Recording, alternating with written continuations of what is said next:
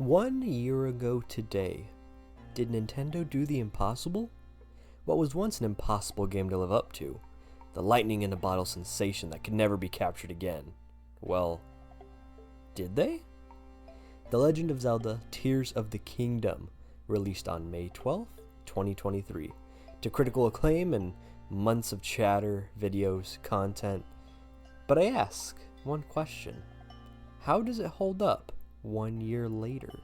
Especially living in the world where Breath of the Wild already exists, the comparisons between the two are inevitable. So, is one better than the other? And I'll answer this question in 3 separate parts. 1, the stories between the two. 2, the gameplay. And 3, the content. And in the end, we'll determine how well Tears of the Kingdom held up, and if it's a better game than its predecessor. Please note, all this is just my personal opinion, so if what I come up with and say doesn't align with what you think, let me know in the comments what you think makes the other better and more enjoyable to you. Look forward to seeing them, and also, please like the video, subscribe, hope you enjoy.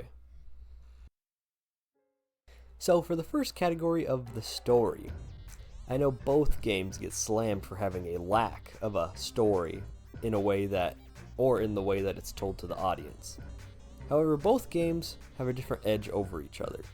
Please note that there will be story spoilers ahead for both games. You've been warned. For Tears of the Kingdom, its edge lies in dramatic storytelling that it has. The story in and of itself is a lot more dramatic, I feel, than in Breath of the Wild.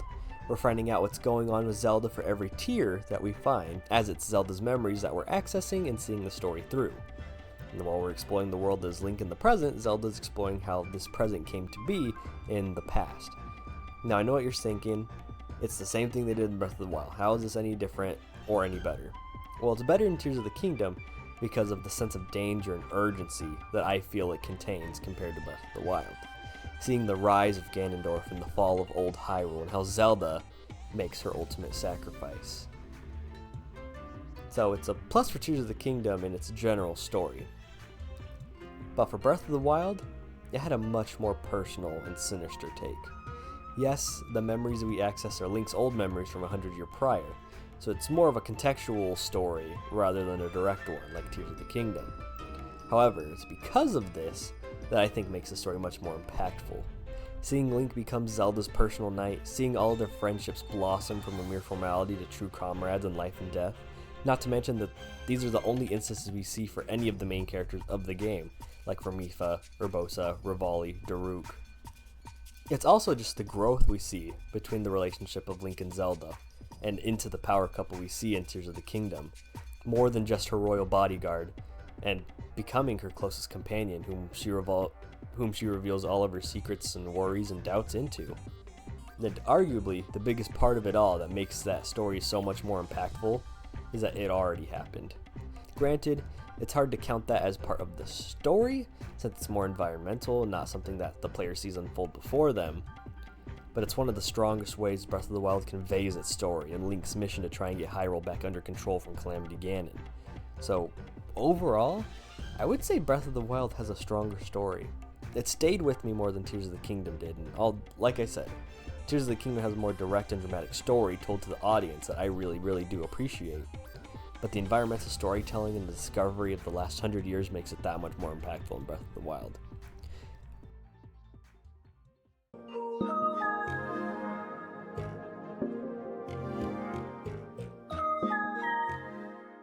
For gameplay, Breath of the Wild pioneered the modern Zelda formula, with its open-air format and endless traversal opportunities.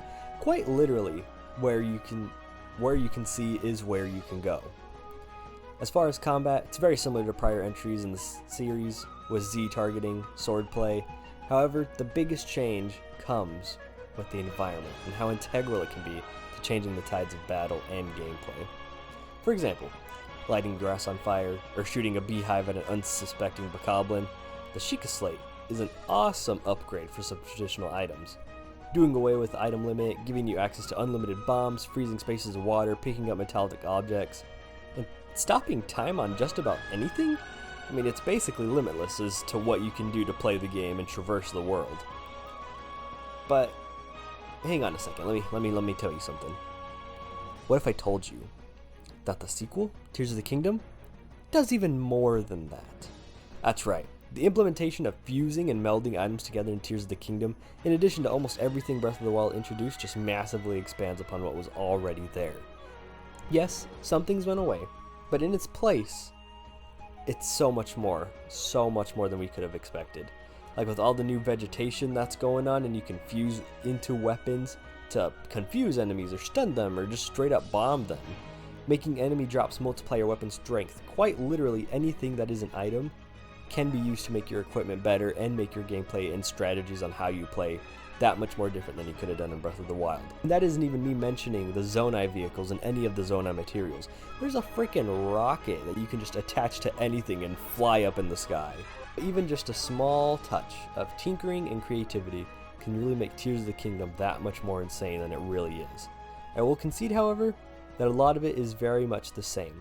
The way Link moves and plays, other than some of the Sage abilities and the different Slate and Arm abilities at your disposal, it's a lot of the same.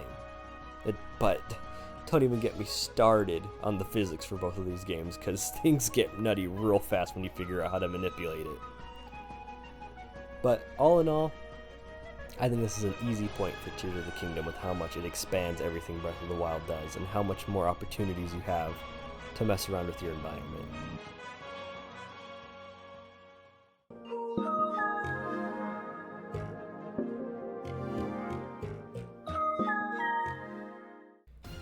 Now for content. I mean, both games boast an unprecedented amount of things to do and places to explore in comparison to previous Zelda titles. But there are some differences that make for one clearly more substantial than the other. For one, Breath of the Wild has 120 shrines in the base game versus Tears of the Kingdom's 150. There's over 30 more challenges for the player to do in the base game. 2. The map in Breath of the Wild is huge and you can literally traverse anywhere. Well, that same map literally exists one for one in Tears of the Kingdom. Plus the entire section of the depths, which is a complete inversion of the overworld, as well as the Sky Islands above. Yes, it may not be as special to explore the overworld a second time over, and yes, there might be a lack of individuality other than Yiga bases and Zonai mines in the depths. And yes, the Sky Islands really don't do a lot other than be landing points for Link and do some puzzles, but it is still more to do and explore. There's also the 4 sages in both games that need to be awakened, both games where you need to search through Hyrule Castle, both games where you have 4 dungeons with their own bosses, but a bonus point for Tears of the Kingdom for having unique bosses in each one and having more of a theme across each of the dungeons. Plus an extra sage/dungeon in its base game, both having a vast array of enemies, both bringing back old classics that haven't been in the games for such a long time, like the Lynels and the Gleeoks. But again, bonus points for Tears of the Kingdom for introducing side adventures, which are lengthier side quests that are more involved, take longer to complete, span across various regions, and utilize multiple characters.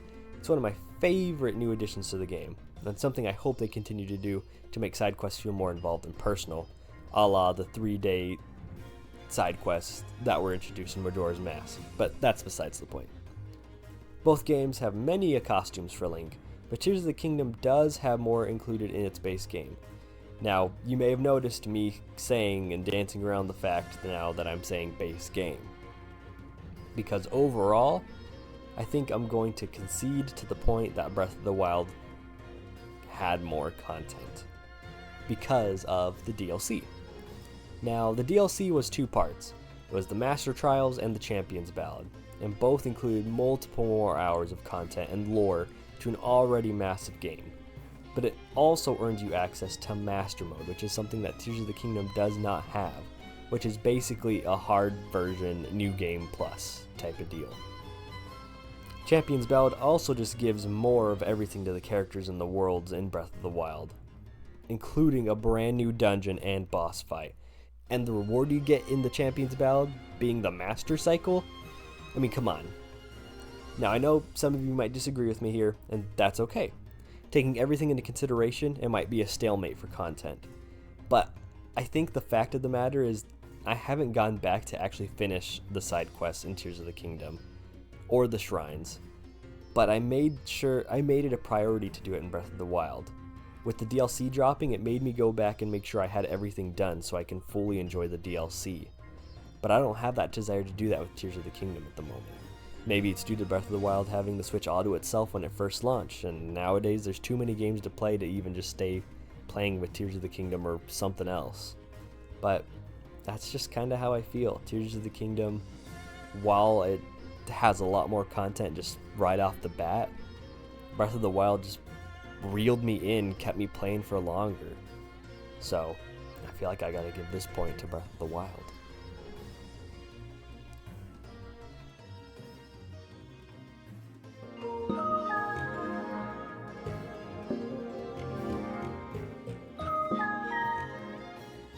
And there you have it. A year later, and while both games are amazing, exceptional pieces of art, I do believe that Breath of the Wild is the better game. However, it's not to say Tears of the Kingdom is a bad game or that it lags behind significantly or anything like that. They're literally right next to each other on any sort of rating, at least for me.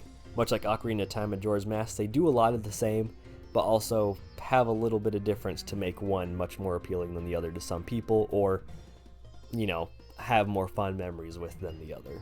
That's perfectly fine. I will say I am happy that I'm taking the time to fondly remember both of these wonderful games and remember why I love them so much. Happy first anniversary, Tears of the Kingdom, and thank you all for watching. I'll see you next time.